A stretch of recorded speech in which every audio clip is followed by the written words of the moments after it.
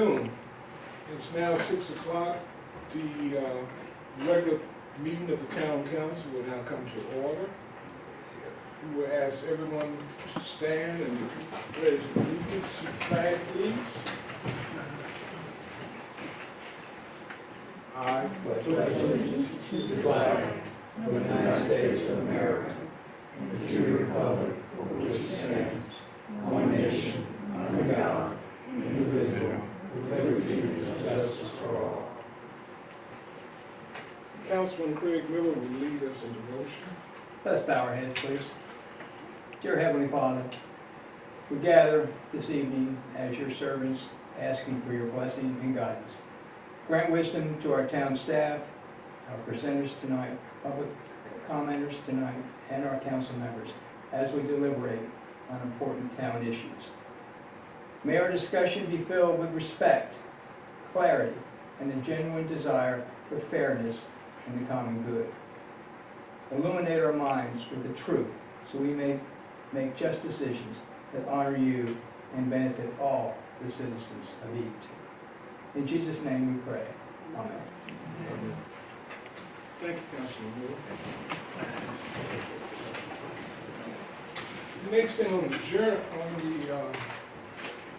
tab is the approval of minutes.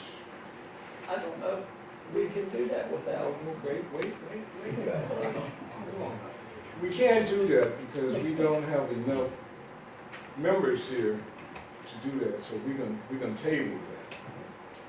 I need you as my lawyer, right on point. Next thing will be public comments. What you looking at? Vicky Sherbs. 3 minutes, please, per person.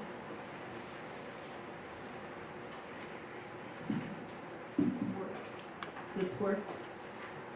Good evening. My name is Vicky Sherbs, and I'm a resident of Edenton. I'm here tonight to add my name and testimony to the others of military background who are requesting that the Confederate statue never become part of our town's Veterans Memorial Park. Although I'm not a military person myself, I would like to present my military family bona fides. I'm the granddaughter with several greats involved, of a signer of the Declaration of Independence, and at least a couple of Revolutionary War soldiers. As residents of a border state, my father's family was ripped in half during the Civil War. We had family members, brothers, on both sides. In my mother's family, one of my direct ancestors, who was a pacifist Brethren minister, was murdered in front of his home by Northerners because his son went to fight for the South. His Confederate son, who took up arms against the United States of America, was my great-great-grandfather. He was killed in the war and is buried in the Shenandoah Valley. My father was a tail gunner on a B-24 Liberator, which was shot down by the Nazis in 1944. His plane was saved from complete annihilation by the courage and amazing flying abilities of some lead-tail pilots from Tuskegee, who fought off the Nazi pilots in their Messerschmitt 110s long enough for Daddy's fatally damaged plane to reach the ground. Those brave American pilots, the Tuskegee Airmen, came home to a country that still failed to recognize their full humanity. To put this statue of the Confederate soldier in a memorial garden to the United States of America's soldiers is akin to the idea of Germany putting up statues to the Nazis in an American cemetery in Europe, something that would not be allowed. In addition, placing that Confederate statue that looms taller than the rest in a memorial garden designed to honor soldiers who fought to protect and defend the United States of America seems a dubious and ill-thought-out plan for our current time and a genuine affront to American soldiers, black or white, and their families. Edenton is indeed one of the prettiest towns in North Carolina. Keeping this Confederate statue out of our midst would go a very long way toward also making it one of the kindest and most forward-thinking towns in North Carolina. Removing the statue does not erase nor rewrite history. Its removal would be a testament to the enormously large hearts of the residents in recognizing the painful parts of history and being able and willing to, from this day forward, follow Maya Angelou's advice, which is, when you know better, do better. Thank you for listening.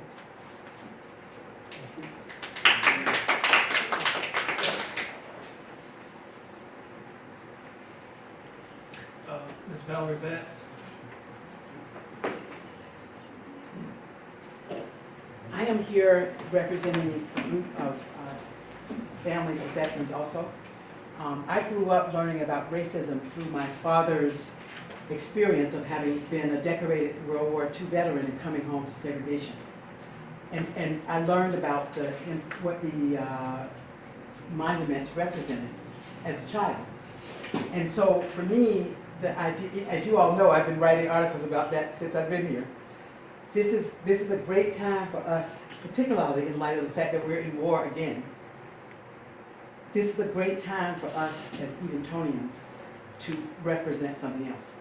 And Alice Hines, who is a veteran, is going to read a petition that we sent to all of you to ask you to please find a public space, a private space, if you want to keep the monument.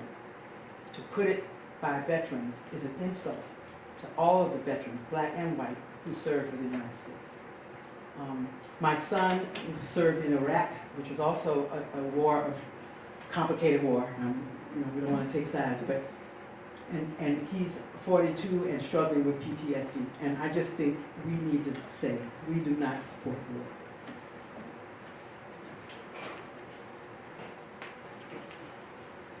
All I have is Stark.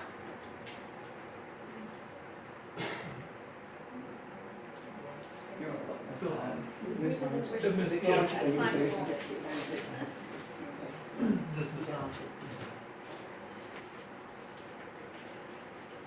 Thank you and good evening. My name is Alice Hines and I am a United States veteran, served in the Army. And I'm representing other veterans and families of veterans. And we advise and employ Chowan County Commissioners and the Edenton Town Council to withdraw the plan to erect Edenton's Confederate monument on public grounds next to the Veterans Memorial Park and behind the Chowan County Courthouse. We ask that you instead seek an alternative solution that does not promote divisiveness and continued misunderstanding of history. Consider these points. U.S. veteran monuments like ours honor those who served and protected the nation and its ideals. Confederate monuments celebrate a rebellion founded on maintaining slaveholders' rights. Most were built between 1890 and 1920, well after the Civil War had ended, to reinforce Jim Crow laws. Confederate monuments distort history by perpetuating a lost cause of narrative, a revisionist history that downplays slavery and portrays the Confederacy as heroic rather than a rebellious entity fighting to maintain an oppressive system. Locating the monument on the county courthouse grounds is historically regressive. Confederate monuments were initially placed near such buildings during the end of Reconstruction to send a message to black and brown people to stay in your place. Others were built or moved, as in Edenton, during the 1960s as an effort to interrupt the 1960s push for civil rights. Though we assume that most people living in Chowan County today do not support these views, the lost cause myth is still alive and well if we ignore the origins of this structure. Other communities have found that North Carolina's monument protection law allows paths for respectful alternatives to continued controversial public display of Confederate monuments. Reinstallment in private memorial parks, for example. Edenton has done work to highlight its role in the American Revolution. Let the town and county now lead in supporting the truth about Civil War period as well. This could start with fully honoring our true United States veterans and abandoning a distorted history of the South by not placing this Confederate monument next to our existing U.S. Veterans Memorial. We and our families deserve this. Thank you. All I have is Stark, 417 Phillip Street. Sorry, I signed the wrong sheet. Okay, okay. Mr. Carl.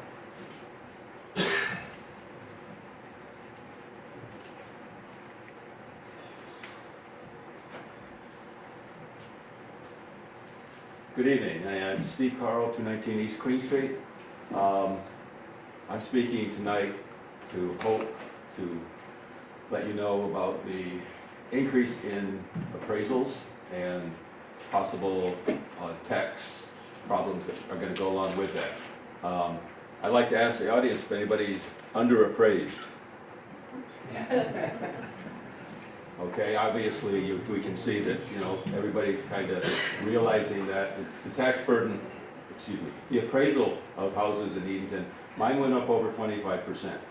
I received a national real estate company's appraisal based on 33 sales in this area of $450,000. The county has it appraised at $620,000. My house is not worth $620,000. The neighborhood doesn't support it. I don't support it. Okay, I've got property up 5 acres in the county that's unbuildable. It's, I mean, the soil maps, which I have, say that the only thing it's good for is wildlife. And it's appraised at $44,000. I couldn't sell it for 15. Okay, I think what I'm asking you guys to do is, if you were happy with last year's budget amount, don't get more money. I mean, I can see people with, you know, the thought, oh gee, if we're up 25%, we're gonna get 25% more, what can we spend it on? Don't do that, please. Okay, I know no quorum tonight, so you can't discuss that really too much, but keep in mind, probably most of the town is not happy with the tax appraisal. I know the guy that looked at my house spent less than 5 minutes looking at the house, and he probably then went to the tax listing and said, oh, it's got the same space. It's a big house. Come and work on it constantly. I spent all weekend putting a hot water heater in because it's old. Okay, it's not good. It's not old. You know, it's not bad. It's old.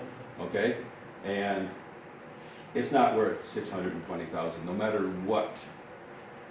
Don't sell out Chowan County and Edenton. It's not New York City. It's not upstate New York where taxes are $25,000 a house. Okay. We are pricing people out of Edenton.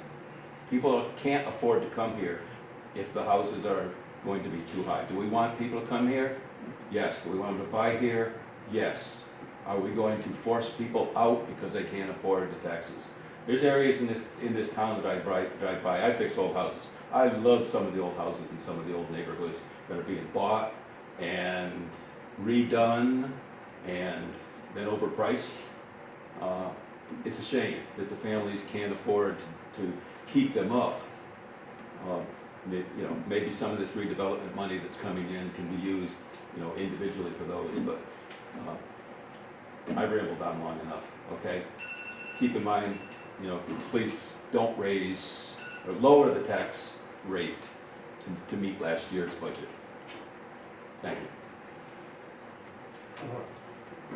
Mr. Wayne Caskey.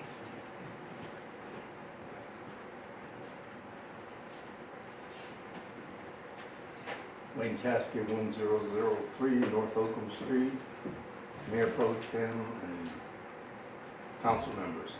I would like to comment on the No Kings protest. With Edenton participating, they have now become part of a nationwide network that extend beyond America's borders. When I viewed the magnitude of these protests, one of the first things that came to mind was money. Follow the money. And one might find out there are several LLCs and NGOs that have been set up to receive and distribute funds. When you end up tracing it all down, there's a good chance that the personal agenda of individuals and entities involved are not the same as those protested and actually run contrary to the best interests of America. These protesters are actually being used and manipulated even though they could not comprehend or imagine such a thing could happen. Another thing that stood out to me was all the gray hairs and the whiteness of the crowds. Who are these people? Then it occurred to me, they are Archie Bunker's daughter and son-in-law, who he referred to as Meathead. One of Archie's sayings was, every man should be the king of his castle. His daughter and Meathead were the liberals of that era. Since that era, the liberals have become progressive socialists.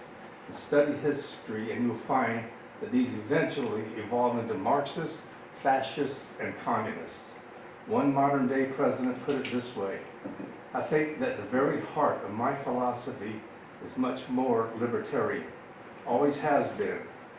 How do we call a liberal? You know, someone very profoundly said many years ago that if fascism comes to America, it will come in the form of liberalism. And what is fascism? Fascism is private ownership, private enterprise, but total government control. Well, isn't that the liberal philosophy? The conservative, so-called, is the one that says less government, get off my back and let me have more control of my own destiny. Our government has gotten so large over the course of the years that I refer to it as Jabba the Hutt, a crime lord and exemplar of lust, sloth, gluttony, and greed.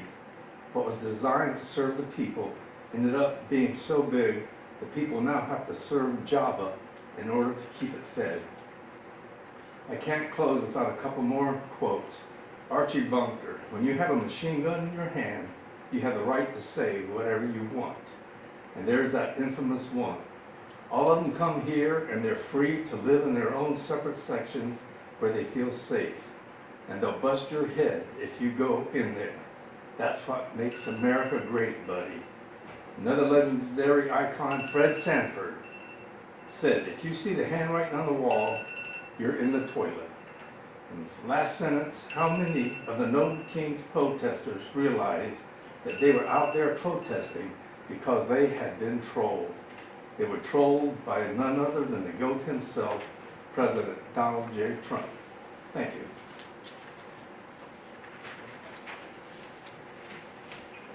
Okay, that closes that section of the meeting, public comment. We now go to a public hearing. We have two cases. The first one would be, I'm going to read this one before I, should I go ahead and? I can take over and then you can open it if you want to, kind of give it that long. Go ahead. So this is a public hearing for the 2021 Community Development Block Grant Neighborhood Revitalization Program, grant number 20C3630, program amendment from for the fall of 2026. The public hearing has been scheduled to receive comments on the town's intention to submit a program amendment to the North Carolina Department of Commerce. The proposed amendment would request an additional $13,600,000 in CDBG funds to support public facilities and improvements. These changes are being considered to better meet community needs and to ensure that available resources are used in the most effective and impactful way. Chris Hilbert with Insight Planning is here and will present and to help with any questions. Thank you. Oh, so, Do you want to open it first? yeah, we can do that. Now open the meeting for this public hearing. So some context. My name is Chris Hilbert. I'm with Insight Consulting Group, and I'm project manager for the existing project that we were talking about amending. Currently, it's a $1.154 million project that included housing and some economic development funds. It was about a year ago when you had a amendment to the project to add the economic development funds, And we've completed 4 houses as well through this project. So the request, the 13.6 million is a hefty request, but what the purpose of it is to try to obtain unobligated CDBG funds from the Department of Commerce. And we wanted it to be a big request after meeting with the town leaders and going over the items. So there's another $600,000 in economic development for design work, 1.5 million in sidewalks, curb and gutter, 5 million in economic development acquisition funds, another 750,000 on another site for economic development acquisition, and 2.1 on another site for acquisition, and the remainder would be for, all that is considered public facilities, but the remainder would be for, to try to replace a fire truck, or add a new fire truck to the fleet. And the idea here is to go ahead and get the amendment submitted to the Department of Commerce. And then the second public hearing is going to talk about just more general items. So that's to give you all some context. Can some of these funds be used to revitalize abandoned and dilapidated homes in both the redevelopment zones? So that's initially what this was for, and that's something we're gonna go after. Again, we've already talked to Chris about how to do that again. And I'm actually in the process of identifying several more homes in the meantime, because this was such a time-sensitive manner, and we didn't have time for a lot of the reviews that require it.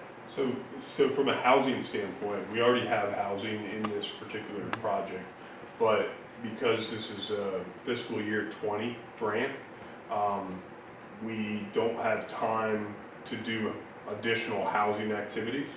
So that is one of the thoughts for the second public hearing, is to try to do housing activities. Anybody else? Thank you. I'm still waiting for public comment, if anybody. Yeah, any, floor is open for public comment. Anyone have any questions?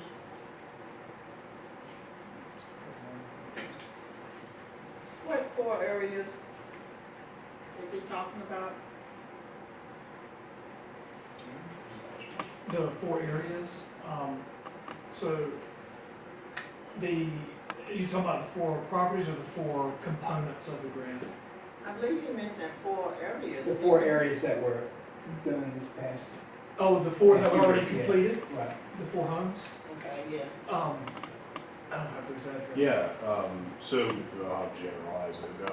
There was a house that was a reconstruction house on Martin Luther King Drive. There was also, and I'm trying to remember the name of the street, but there was another one that was near the high school.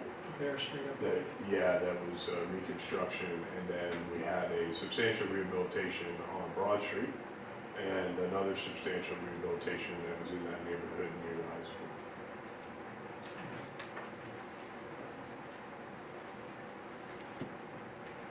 Any more questions?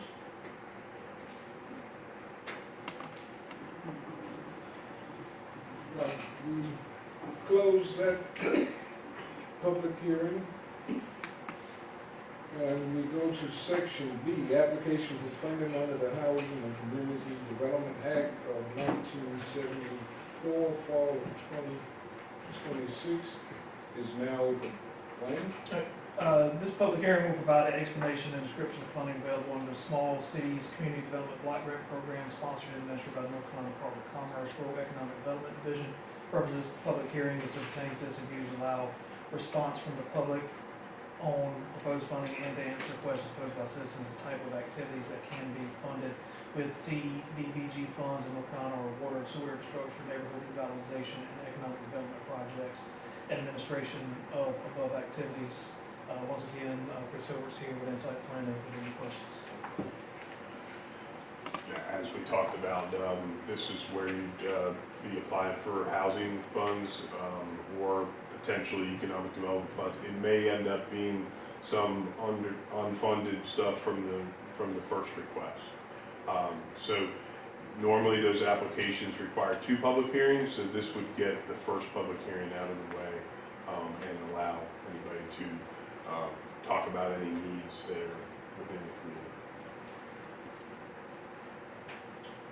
Any questions?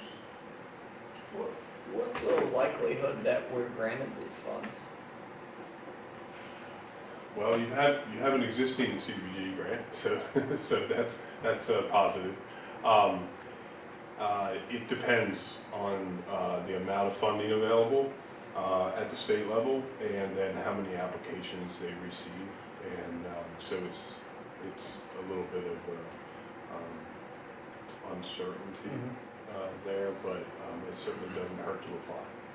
You assume they're going to get quite a few applications? So I can say this, that the State Department of Commerce is looking to fund some of the western counties because of Hurricane Helene. So it may be more competitive in the east. So that mean that the eastern section, like where we at, is gonna lose out again? Well, generally speaking, I've actually been doing CDBG work for about 30 years now, so I'm coming up on 30 years. And the eastern part of the state actually gets more CDBG money, generally speaking, than the rest of the state. And that's just based on the demographics a lot of times. So I don't think the east is going to get left out. I think that, it may be more that they're trying to find opportunities to fund the West to help with the recovery. And that's happened before in the East with Hurricane Matthew and Hurricane Florence and stuff like that as well. So it kind of goes back and forth. Going back to Ms. Hines' question over here, about the 4 areas that were handled this past year. Can you tell us how much money was actually expended? Total money for that? Yeah, the original allocation was $750,000, and we increased that by, I want to say, around $75,000. So that there were 2 rebuilds and 2 substantial rehabs, which were very substantial rehabs. So they were very large houses. So yeah, so around $800,000. This is The gentleman back there in the red shirt with his hands up. What's the process for applying for these funds? That's something that Dwayne will handle in terms of if you're looking at housing applications. Do you wanna- I've already started kind of a rudimentary list of homes that identified as owner occupied, because that's one of the main. It has to be. Yeah, it has to be owner occupied. So identifying them when the next round opens, then we'll have a baseline of who we can get to apply to these for these funds. I don't know the time frame. This grant has taken I think a lot longer than what I realized it would take, just because of environmental reviews and historical reviews and stuff. So the process has gone on from 2020, now we're in 2026, so it is a long process. But as we get further along in the second part of the grant, then we'll start looking at some more homes because we'll have a little bit more time to work through that. And Wayne, we feel that we have more houses or properties in which people should be applying for these benefits than we're actually receiving, correct? Yeah, and I've had several conversations, not only CDBG because with it taking so long, but we actually had a recent one on Carteret Street that was just redone by a nonprofit. I'm creating lists to be able to find some sort of help for everything. So if that list might, a nonprofit might do it, we might have 3 for CDBG, might find another nonprofit that could help. So it's just a running list of who really needs it and meets the criteria. Ms. Valerie? I was gonna ask more about how do we know, how does the community know about this? It's advertised, so the last one was done in 2020. I don't know, because I wasn't here at that point, but I guess there was a advertising, public hearing, application process, a vetting process. Will that be happening again? It will be happening again, yes, ma'am. And that's the purpose of this first public hearing, to kind of Nobody knew about this. vet that out, so to let the public know that they can submit their information to the town, and then that can be considered. This being a local paper, so people do know, that's a good point. Yeah, part of why I was asking is that, I think you, Dwayne, came to one of those, we had a series of 4 meetings about this 2 years ago, and none of this was undertaken. So I just want to make sure that you all understand that there's an interest in this. Yeah, and there is, but this And is, that we need to find a strategy for how to make sure that people know. and this is an active grant, so we can't do anything until that grant is complete. You can let people know about it, just because. And I think I mentioned that in the meeting that we That had, was that this is an option. Yeah, 3 years ago. yeah, but this is an option, but there's several other options as well. Good, that's good. Are there grants available for low-income people that are currently in a home, currently have a home? So the general CDBG housing grants are for low-income homeowners. So they're not taking applications at this point for rental properties. Whether or not they will help treat slum and blight conditions, we're a little bit unsure of. That would be in a notice of funding availability that would usually come out sometime in the next couple of months. So, Any more questions? Is there a match required for this grant, or is it? there's no match proposed for either the amendment or unless in the new application in that notice of funding availability, unless they require the match. They have not required a match since they restarted the housing grants in 2016.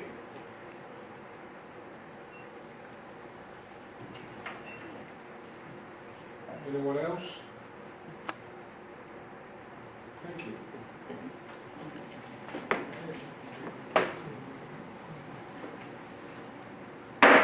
I now close the public hearing. A special presentation, North Carolina Historic Sites, Laura Rogers.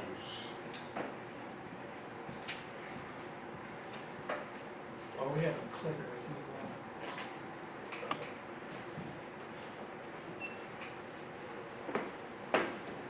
you Good evening, everyone. Thank you for inviting me to speak with you tonight. I have a few slides that talk about our site, the staff members, and our current projects. Please feel free to interject with any questions you have. I'm Laura Rogers. I am the site manager at Historic Edenton State Historic Site. You're familiar with the 3 properties that are currently open to the public. The Roanoke River Lighthouse, pictured here, the 1767 Chowan County Courthouse, and the James Iredell House on Church Street. And just a quick refresher, if anyone's not familiar with the State Historic Sites, we are part of the Department of Natural and Cultural Resources.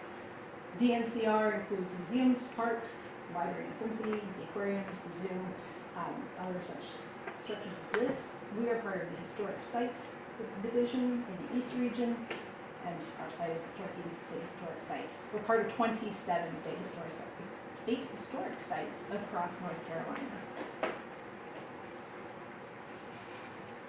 These are our permanent staff members, myself, my assistant manager, Lucas Crumling, our maintenance tech, Todd McKenna, our programs coordinator, Amanda Irving, and interpreters Lucy Dahlstrom and Charles Boyette. And we currently have a vacant position, which will be posting soon. If you know anyone who wants to join our fun and exciting team, please let me know. We also have a couple of temp positions and a whole host of volunteers who help us do this wonderful educational work that we hope brings a lot of value to the community.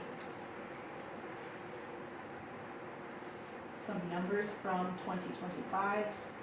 Our visitation was 41,481 people in total. This is a big increase from last year. Our number was around 29,000 in 2024. We've done outreach to 515 people. This is students, it's groups of people, places like the library and events. We sold 2,250 tour tickets. That's not including event tickets or special tour tickets. We've had volunteers generously give us 773 hours of volunteer time. We've held 20 events, including community partnerships with the Edenton Historical Commission, Daughters of the American Revolution, and various other entities. And we've had 29 rentals and community events on the green. We hope that these all give back to the community in some way and help us with some monetary support so that we can bring even more programming in the future. Laura, what do you credit the increased visitation to? I think sites in general are seeing an interest, especially due to the America 250th anniversary, and a lot of sites are seeing an increase in visitation. But we're also trying to do a lot more marketing and outreach, and really trying to make sure that we're a visible and participant in the community so that people know that we're a space and place that's available to them. And have you all been working with Main Street? Yes, we've been working closely with Main Street Edenton. It's been a great partnership that I think has brought a lot of value to both of us. You get feedback from those who are visiting sites, telling you how much they enjoy. Yes, we've gotten quite a few comments of people enjoying our interpretive things that we offer. People are enjoying the town. They think it's a beautiful place to visit. Working closely with EHC as well at the Penalty Barker House, I think we're able to provide a well-rounded experience for our tourism base. You can see a list of some of the events that took place in 2025. These were focused towards a broad range of people and school groups, from our homeschool history day to National Lighthouse Day to participating in the Peanut Festival and to the Christmas event. One of the big projects we've worked on this year is costumes. Costume interpretation adds a great immersive experience for our guests. So you can see a few examples of us in costumes that were made on site that we have worn for various events. Another current project is the Frank's Freedom House. Phase 1 was completed last year, and we are going to be starting phase 2 in August of 2026. Phase 1 was the exterior envelope restoration of the house. So the windows were replaced, lots of structural work was done, roof attended to, things like that. How many phases are there? At this point, there are 3. So phase 1 is that exterior. Phase 2 will be mechanical systems, HVAC, plumbing, things like that. Phase 3 will begin the interpretive exhibit work, and that may be split into 4 phases, but phase 3 will be the largest and longest hall, most likely, because it will take time to write an exhibit and really prepare this house to be open to the public and be a 4th asset for the state. What timeline do you have for opening that? I can tell you that phase 2, when the building will be safe for entry, will probably wrap in spring of next year, at which point we'll start phase 3. I don't have a projected deadline on that yet. Any other questions about phase house? We're also working on an orientation film right now. We hope to see a rough cut of the orientation film within the next few weeks. That project has been ongoing, funded by the state's priority updates to state history grants. So we'll be seeing that come out soon. We're also working on a reflection garden space that's currently in the planning stages. The garden will be meant to be a Harriet Jacobs reflection space and will include lots of native plantings to kind of fill out that empty side lot at the Ziegler House, and we'll be seeing that come up for review, hopefully in the next few weeks. We're also working on an exhibit, a small exhibit inside the Ziegler House called In Pursuit of Liberty. We'll be looking at quotes from 6 figures in Edenton's history that have really beautiful quotes about the pursuit of liberty, and will feature photographs from Edenton's past. So our visitors who come to the Ziegler House Visitor Center will be able to kind of get a grasp of the type of history that we're trying to educate them about here in Edenton. And that wraps up my presentation. Do you have any questions? Are there any favorite sites that people come back and talk to you about that they really enjoy? I mean, I'm sure it's really everything. everything's good. Okay. The lighthouse is probably our most popular. It's an easy one. It's approachable for most people. I do think the courthouse really is awe-inspiring for a lot of our visitors, and it's one that gets talked about quite a bit. Can I ask you a question? Of course. I had a citizen approach me about 2 weeks ago and said the old courthouse clock was not working, was not chiming. Has that been taken care of? Well, so we're actually currently in progress on that. As you may be aware, we tried to fix the clock last year, and the repairman we were working with was not able to get it running. Since then, we have a wonderful volunteer clockmaker who's been helping us do some repairs, and we're actually in the process of getting a new mechanism. It is a GPS-enabled clock mechanism that will automatically keep the clock at the appropriate time. It's by a clock renovation company up in Maryland, I believe, that specializes in antique clocks, and it should be a great fit for our courthouse. That's being custom made for us right now, so we hope to have that in the near future. Any other questions? Thank you. Thank you so much. I hope you have a good evening. Thank you, Laura. Thank you for your information.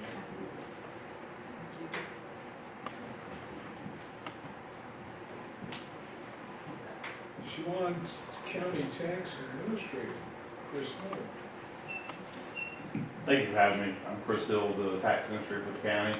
I was asked to come and kind of go over the reappraisal project for the 2026 revaluation year.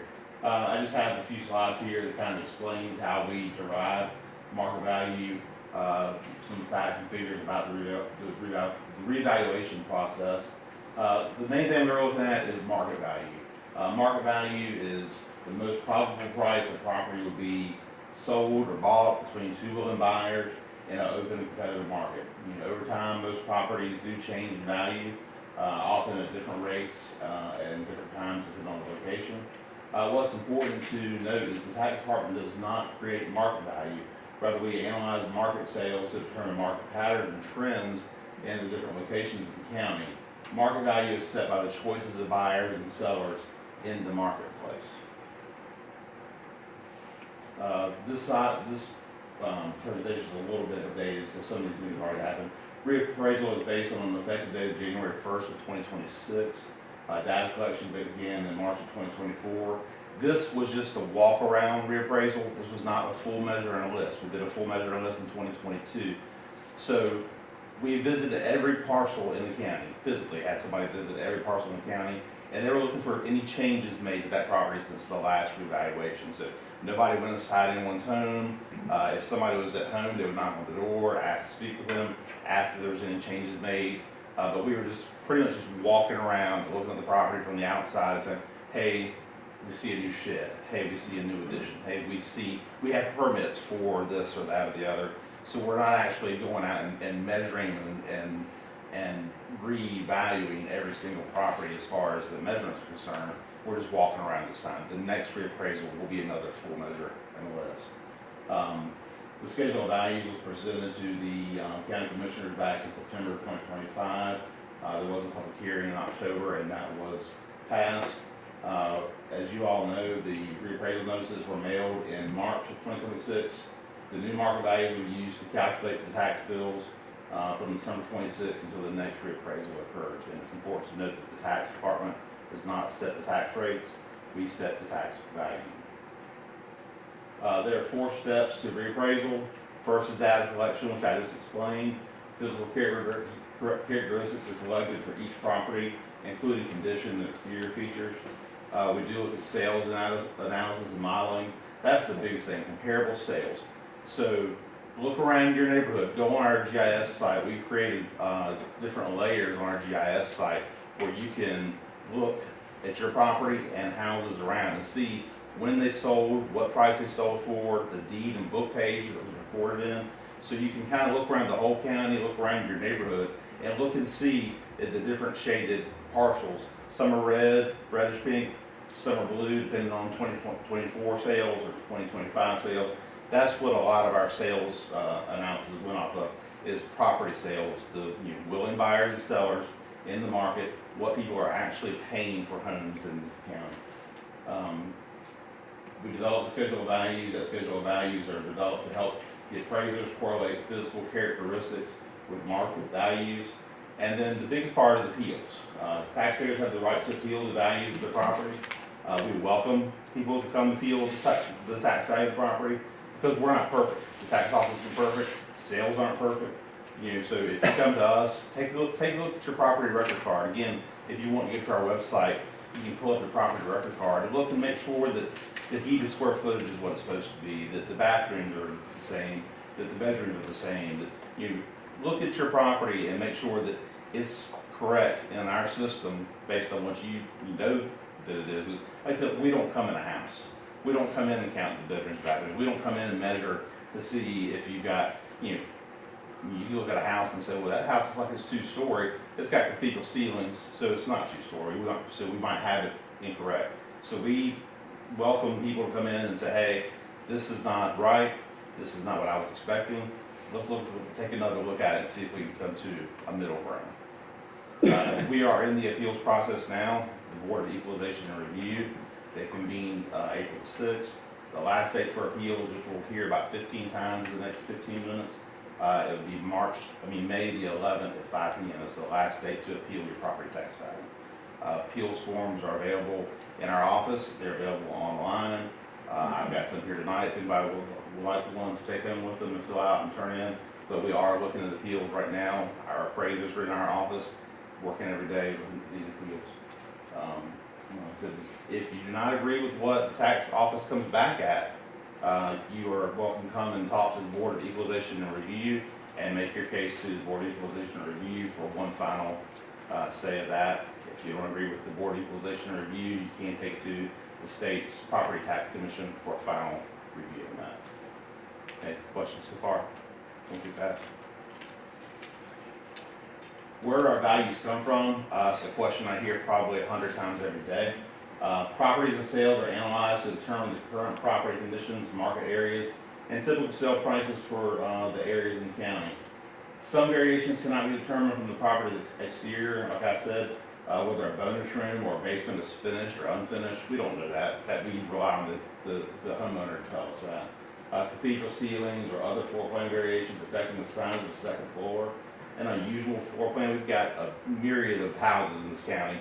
So there's all kinds of different floor plans and setups that we might not be able to take into consideration just by walking around the property and looking at it and taking a few photos.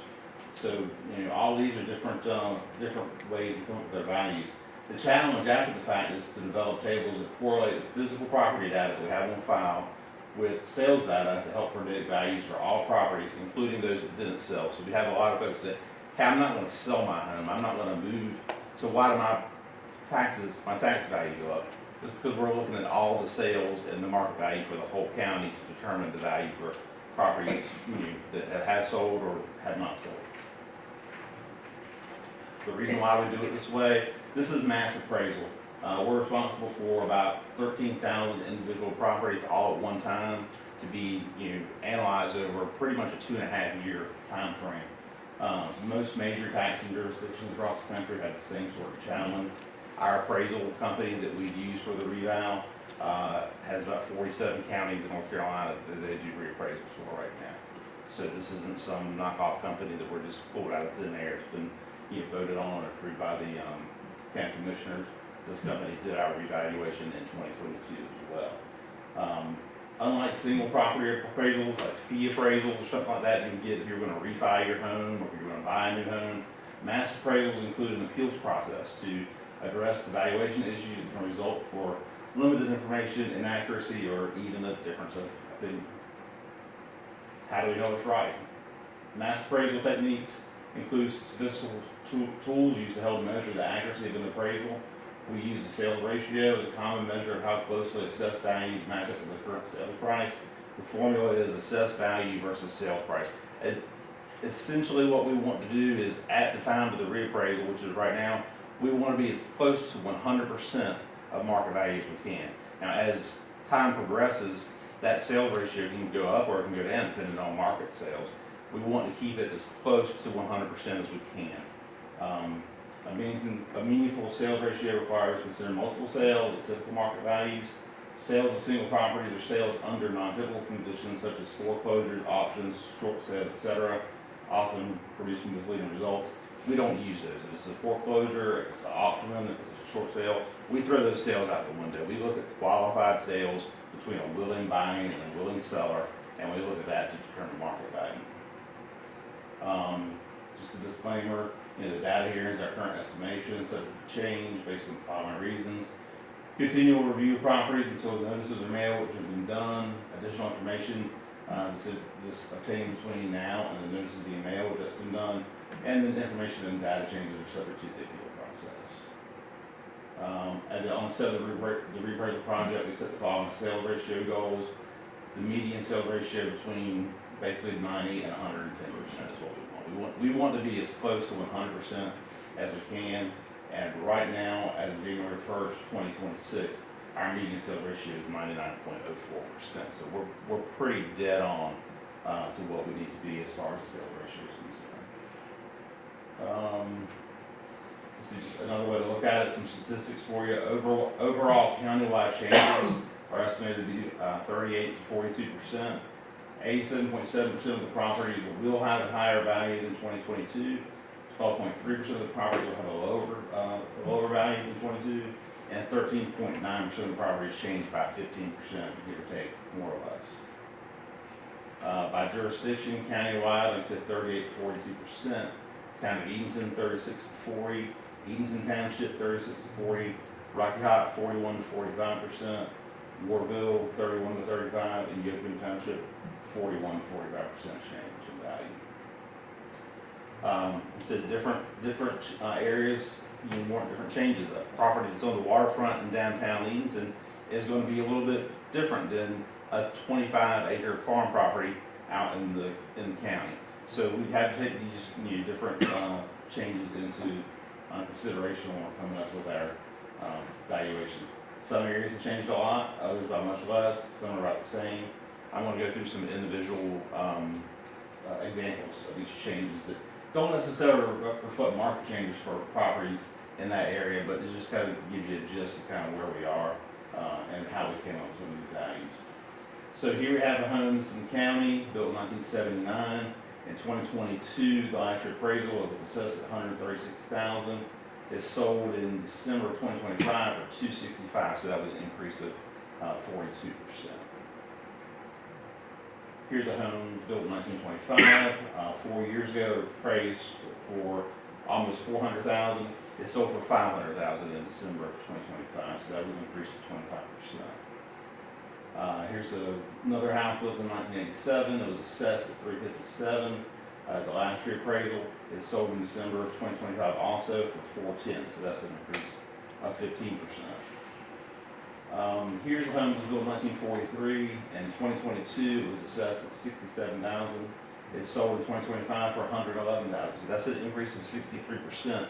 And you'll see as we go through these, some of the lower priced properties are going to have a more increase in value because those are the more affordable homes. So we have people coming to the county that want affordable housing. They want something in $200,000 and $250,000 range, starter homes, that type of thing. And those are kind of few and far between. So you'll see the biggest difference in the lower price homes than you will in the higher price homes because there's just more demand for the lower price homes. Here's one built in 74. The assessed value in 2022 was $171,500. It sold in November 25 for $250,000, which is an increase of 47%. The home built in 2000 was assessed for $305,000 in 2022. It sold in September 2025 for $469,500. So again, 54% increase based on 2022 and when it's sold in 2025. The house built in 1973, and assessed value is $412,000. It's sold in June 25 for $550,000, increase of 33%. Again, a little bit higher priced home, so that's why we see a little bit less of a jump in the market value. Here's a house built in 1940, it was assessed for $118,000 in 2022. It sold for $208,000 in May of 2025. That's an increase of 75%. Like I said, more demand for these lower priced homes. Here's a home built in 86. It was assessed for $163,500 in 2022. It sold in 2025 for $250,000. So that's an increase of 53%. And all of these are real units. Instead, qualified is what we call them sales. Here's a house built in 1999. It was assessed at $330,000 in 2022. It sold for $420,000 in May of 2025. That increase of 27%. Home built in 1992, assessed at $328,000 at the last revaluation. It sold for $475,000 in April 2025. That was an increase of 44%. Here's a townhome assessed at $225,000 back in 2022. Sold in 2025 for $339,000, so that was an increase of 50%.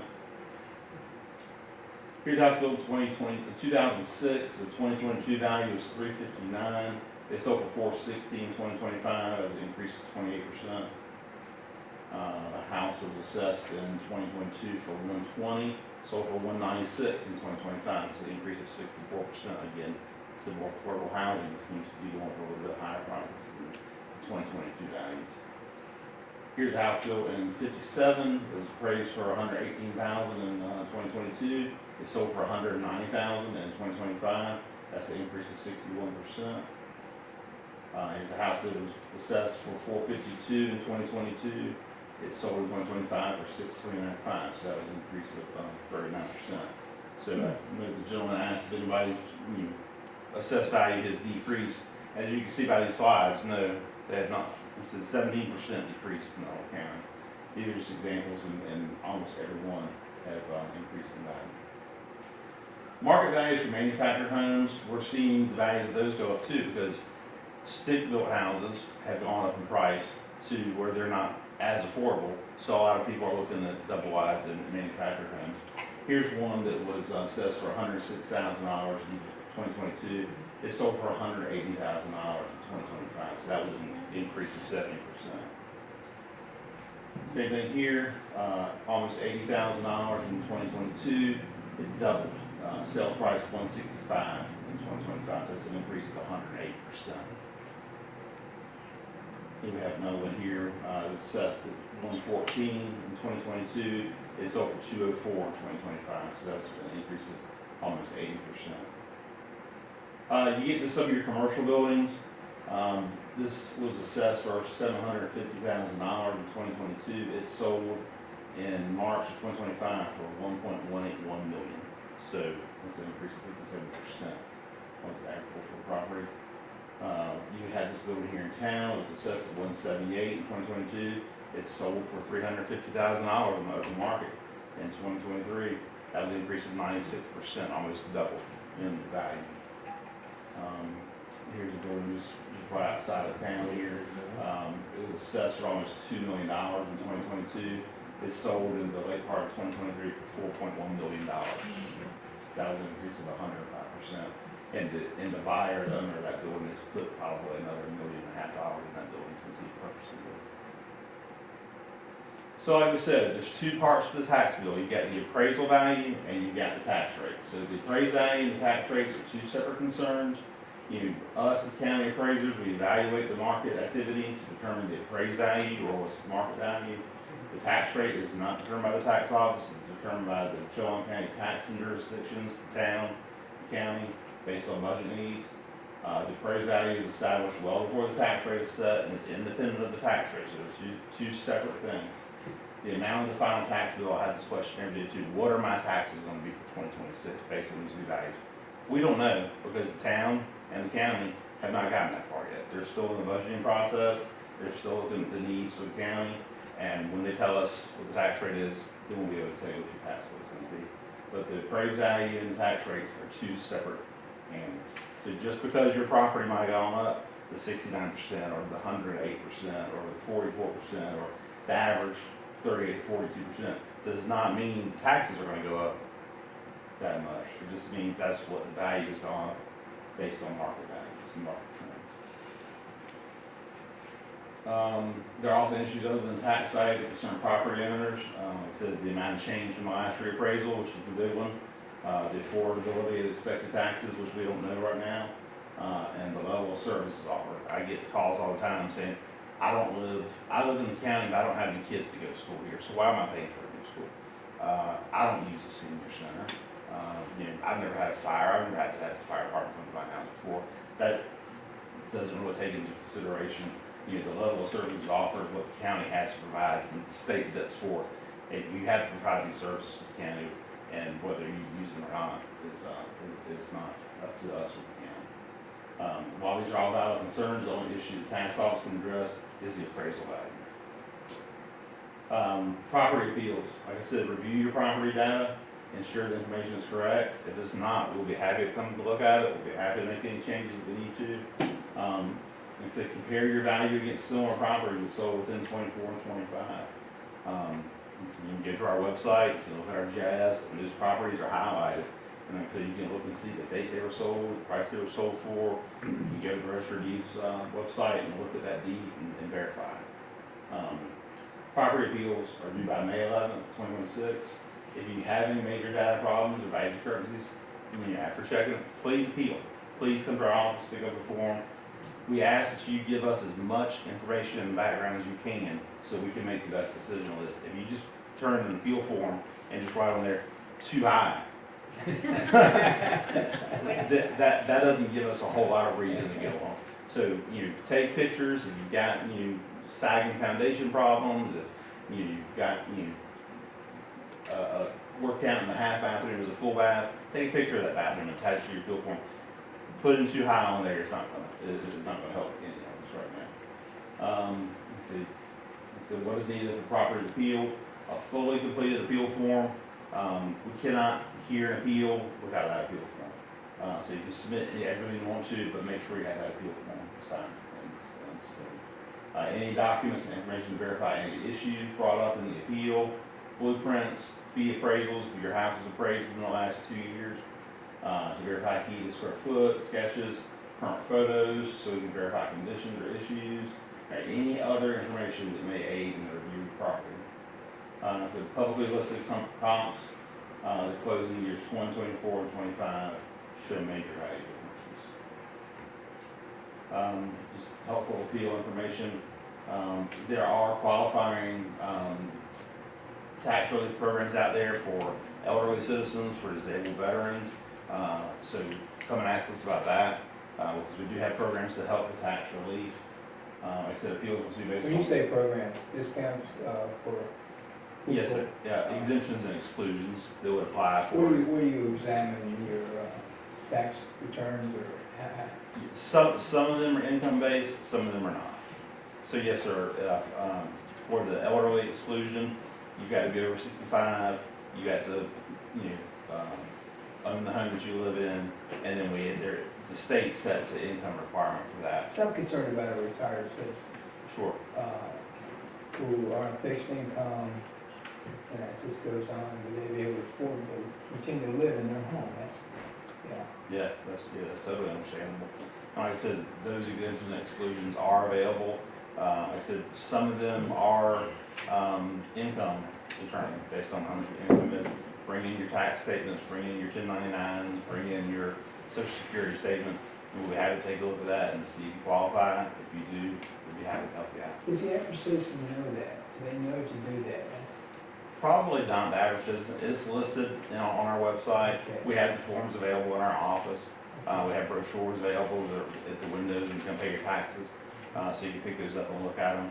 But we're always happy to help you.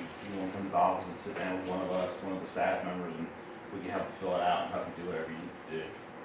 We're here to help the citizens, not hurt the citizens. So the appeals on paperwork, but they can have a in-person hearing. Yes, sir. And is that automatic, that if you appeal, you get a hearing? It is if you, so if you file an appeal, we'll take a look at it again, and we'll come up with a decision, and we'll send a decision letter, and I'll say, okay, so this is what we've come up with. So say your house is valued at 200,000, you think it should be 150. We come back and say, well, we think it should be 175. Down at the bottom of that paper, it's gonna say, yes, I do agree with what the tax office has come up with, and we're gonna move forward with it, or no, I do not agree, and I want an in-person hearing with the Board of Equalization and Review, which in our county is the Board of Commissioners. What we'll do is we'll set up time for you to come and meet with the commissioners and discuss your findings and show them why we're wrong. If you don't agree with the board, like I said, you can appeal to the state property tax commission, and that's kind of a quasi-judicial type hearing. But if there are, you know, so if you want to come to our office and do an informal appeal, if you don't agree with that appeal, then you're welcome to make an appointment with the Board of Equalization and Review, and they can look at it again. But like I said, the deadline to appeal is May the 11th at 5 p.m. We will not be hearing any appeals after that date. Anybody have any? The gentleman right behind you. Yes, sir.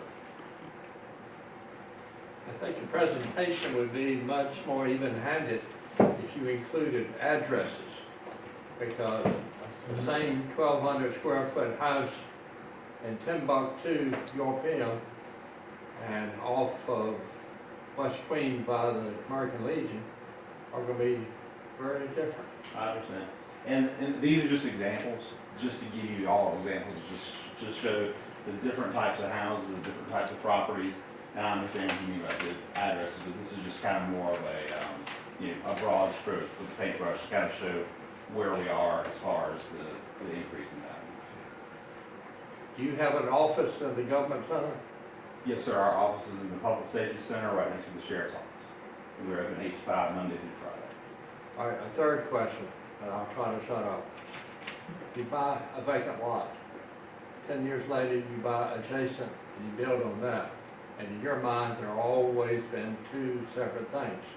But X number of years later, you find out that the county has merged all of them into one purchase.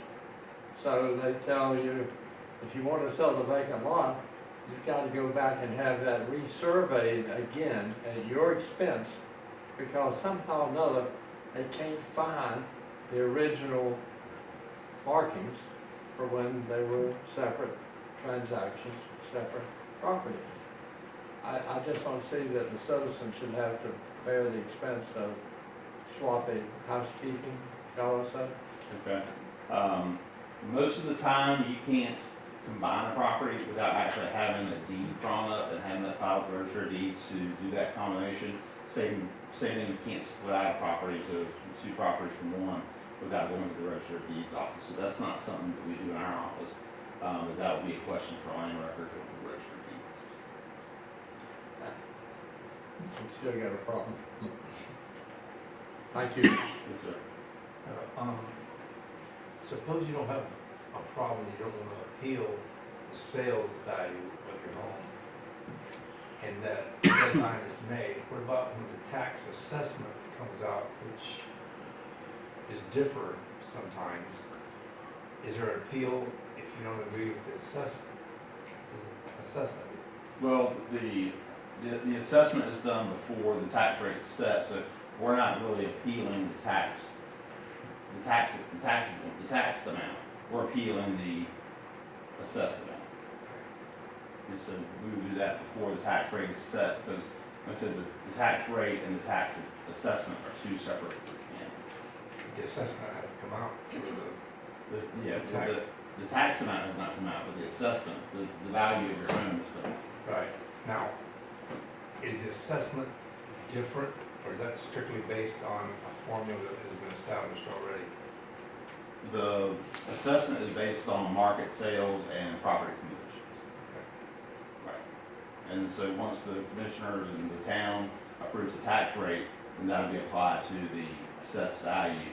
But that assessed value is what we're talking about now, is what the notices have gone out. And like I said, what we're talking about here as far as the comps and the property condition. Yeah, two. It used to be every 8 years you were assessed, now it's 4. Are you gonna just keep changing that? Well, the state requires us to do it every 8 years. I'm not looking at you, I'm trying to get this Yeah, one I right. just, The state requires every county to do a reevaluation every 8 years. The county decided in 2022 to do what a lot of counties are doing and bumping that up a little bit. That way, we're looking at a shorter window of time, a shorter period. Instead of 8 years, we're looking at 4 years. So that kind of reduces some of the sticker shock to the taxpayers. It also keeps things, the market value closer to what it is, because you figure if we went back 8 years, we'd be including the COVID nightmare and all that. So we're picking up from 2022 to 2026. A lot of counties, some of your bigger counties, such as like Wake County, Mecklenburg, Raleigh, Charlotte, they do a reappraisal every 2 years.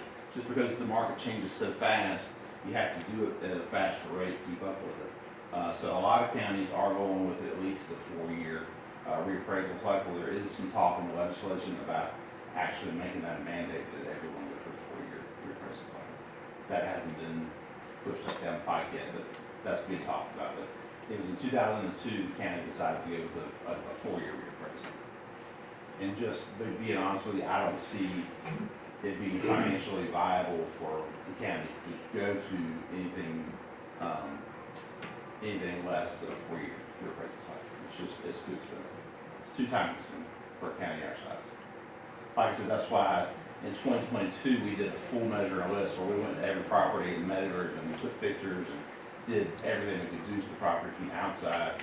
And so 4 years later, we're coming back and just looking at seeing, hey, is there anything new? Is anything changed? Are there any permits? Are there any buildings, any new additions, any new structures?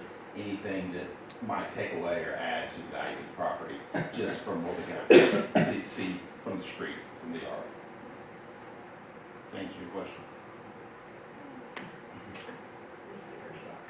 If the house is sold in 2025, does that become the assessed value? And not necessarily, because things change between 2025 and 2026. It should be close though. It should be close. Any other questions for me? Thank you. Okay, thank you. Thank you. Like I said, if you need anything, we're open 8 to 5. We're in the Public Safety Center. We've got appeals forms. Go to our website. Go to the GIS and our website and just do some fucking around. And you'll see we've done a lot to try to clear the waters. So if there's any questions, we're here to help you, not here to hurt you. Thank you very much. Thank you all. Okay. New business, fair housing month proclamation. Dwayne? we're gonna table that, do like form, pick that up at the next meeting. So easy. We had the next one's easy, I got it all with.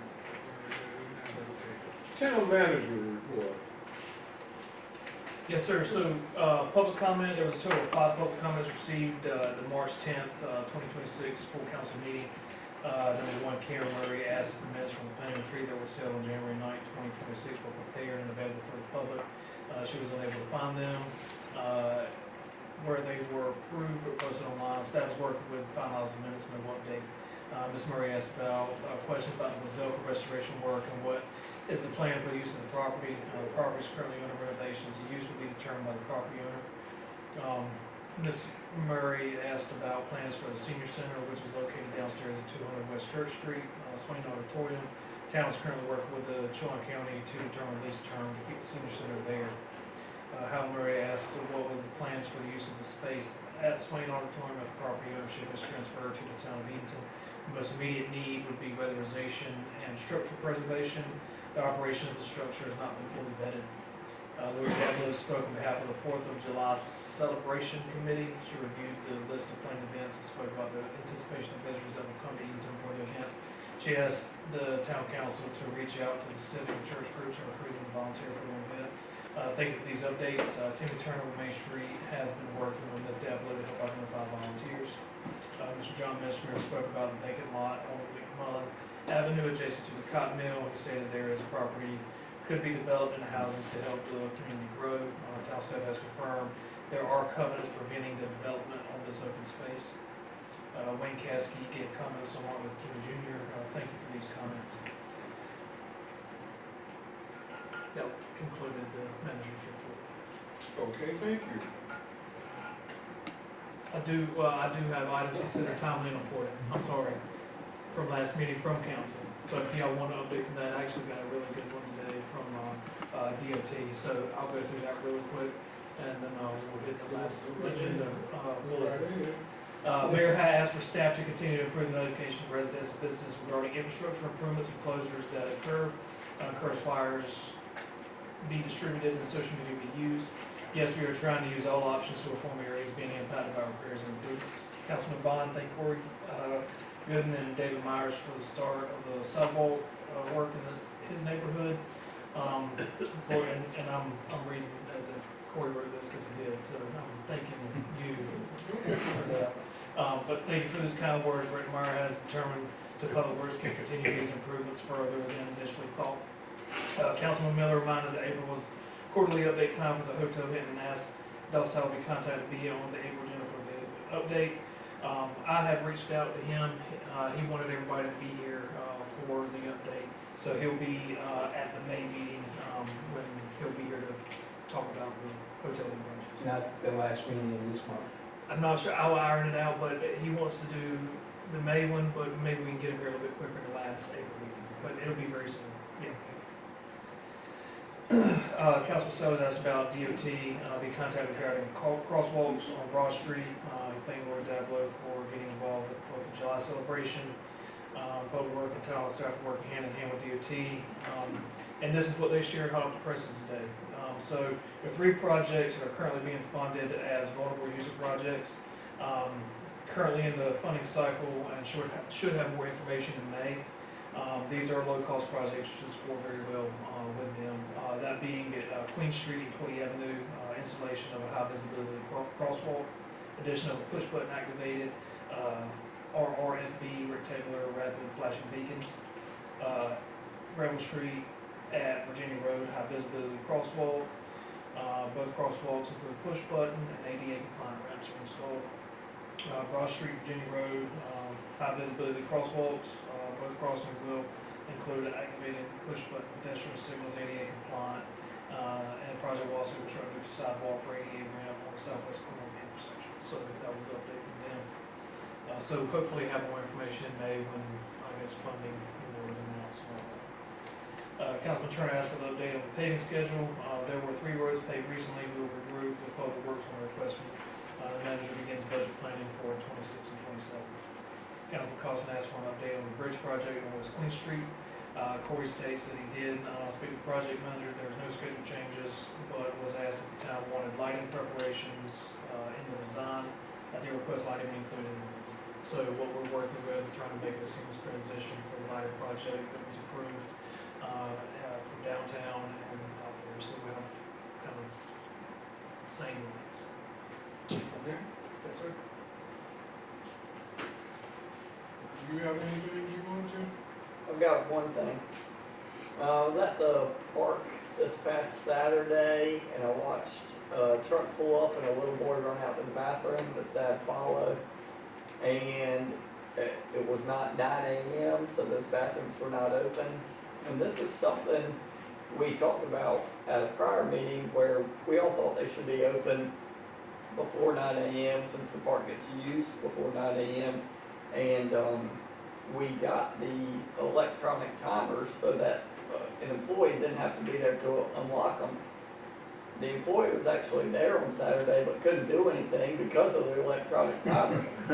So, and I reached out to Corey, but this is just a reminder to ask you to make sure Corey's on it. But I think we talked about, at least 8 a.m. on the weekends and during the week.